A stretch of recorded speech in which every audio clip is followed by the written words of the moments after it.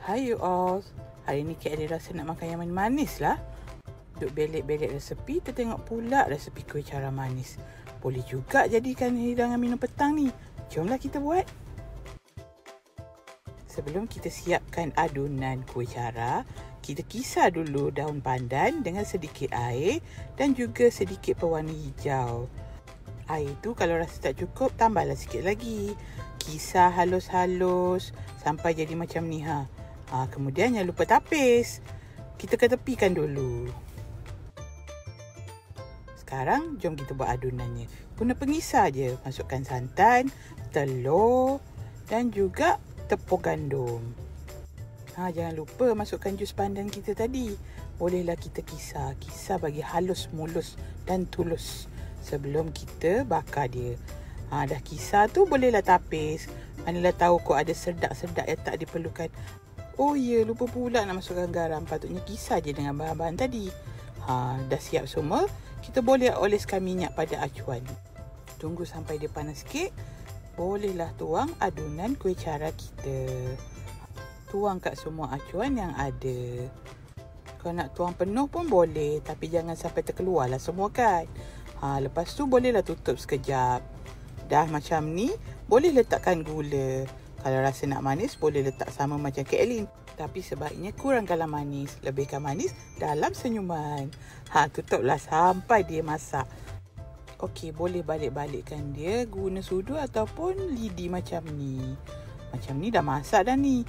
Air dari gula yang kita letak tadi pun tak terkeluar.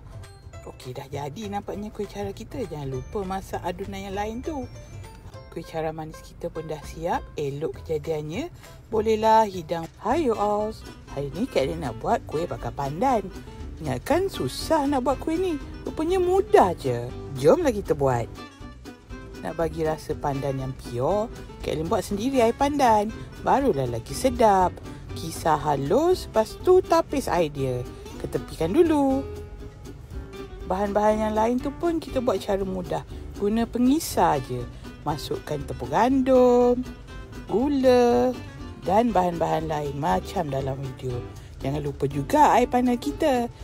Ni Kak Elin letak sikit pewarna hijau. Nak bagi naik seri kuih bakar kita, kisar halus semua bahan tadi. Lepas tu tapis. Adunan kita pun dah siap. Sebelum bakar, jangan lupa saburkan minyak pada acuan. Kak Elin taburkan sedikit bijan dulu.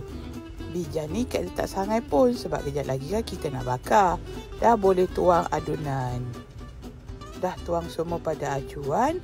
Sekali lagi taburkan bijan. Bolehlah bakar dengan suhu 180 darjah selama 50 minit.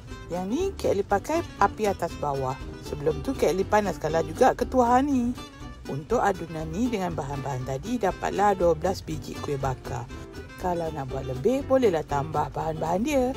Dah siap pun kita punya kuih bakar. Bolehlah buat untuk minum petang atau sarapan pagi.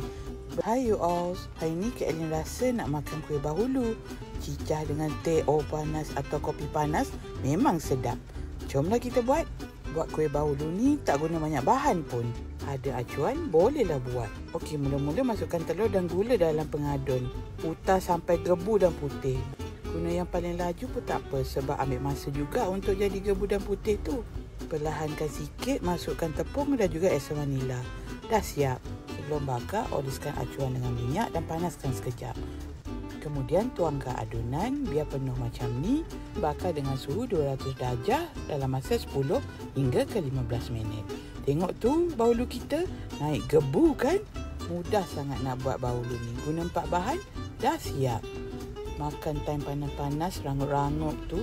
Kalau Kak Elin suka cicah dengan air teh ataupun kopi panas. Memang sedap. Muas kau makan tak dodol? Makan?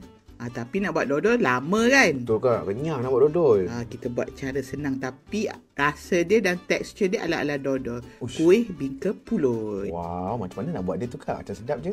Okey, ini kita buat air gula dulu. Kita campurkan gula merah dengan gula putih dengan air panas. Kalau nak masak pun boleh, tapi buat macam ni lagi senang. Oh, lagi cakap cepat lah kan. Betul. Kemudian Alright. campurkan bahan-bahan tepung dia. Guna tepung pulut, tepung beras dengan tepung ubi kayu. Oh, lepas tu masukkan yang air gula tadi tu Masuk air gula tadi dengan susu pekat Oh, manis. mesti dia rasa dia manis-manis. Berlemak manis semua. Masuk telur, masuk juga santan. Wow, semua sekali one shot kan Kak? Betul. Tadi pun kita masuk garam dah sikit supaya dia ada rasa-rasa lemak tu kan. Betul, lemak kek orang panggil. Okey, kita kacau sebati. Sehingga dia macam ni. Mula-mula tadi macam slow saya, kita cepat sikit. Kena masa kuat ni. Nak bagi sebati betul-betul sebati. Oh, loyang ni berapa Kak? 8x8? Loyang 8x8. Macam biasa kita kena sapu majerian ataupun butter dulu supaya tak melekat lah adunan kita. Oh, memang kena tapis ni Kak? Kena tapis lah sebab tadi whisk je kan, kita pukul je. Kalau nak lagi cepat boleh blend, tapi sajalah nak memukul dengan whisk. Oh, nak ada senaman tangan sikit. Kan. Betul, Lepas betul. tu letaklah bijang putih sebagai hiasan. Barulah tak polos sangat kita punya bingka. Barulah ada hiasan sikit. Okey, bakar dia 180 darjah 50 ke 60 minit. Dah siap. Tengok. Kenyal macam tu. Macam dodol. Rasa pun lebih kurang. Musim panas sekarang ni makan agar-agar sedap juga. Muaz, kau suka agar-agar mana? Saya suka agar-agar yang freshing gitu. Gitu. Hari ni kita nak buat apa Kak? Akak nak buat agar-agar lumut gula merah. Agar-agar lumut gula merah? Macam mana nak buat dia Kak? Okey, gula merah dengan gula putih kita campur dulu. Okey. Kemudian kita gunakan santan. Akak suka guna SMP santan ni.